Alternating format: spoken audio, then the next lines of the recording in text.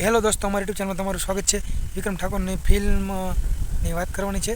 વિક્રમભાઈ ઠાકોરની film sorry સાજણા 2024માં આવી ગયું। 2024માં વિક્રમભાઈ ઠાકોરનું film sorry સાજણા આવ્યું હતું। તે હોળીના તહેવાર ઉપર આવ્યું હતું અને હવે જે આવવાનું છે ભાઈની બેની લાડકી, એ આપણને આ રક્ષાબંધન ઉપર જોવા મળે, જન્માષ્ટમીના તહેવાર ઉપર જોવા મળે અને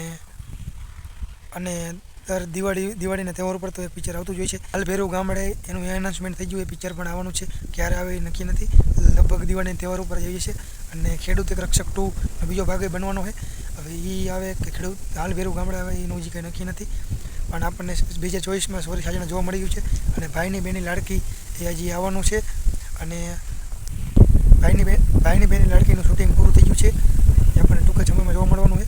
અને હાલ ભેરવ ગામડે અને ખેડૂત રક્ષક 2 એ પણ જોવા મળશે, પણ બેમાંથી કયું પિક્ચર આવે એ કંઈ ખબર નથી। તો બસ અમારા વિડીયોમાં એટલું જ હતું। વિડીયો ગમે તો લાઈક, શેર અને સબસ્ક્રાઈબ કરજો।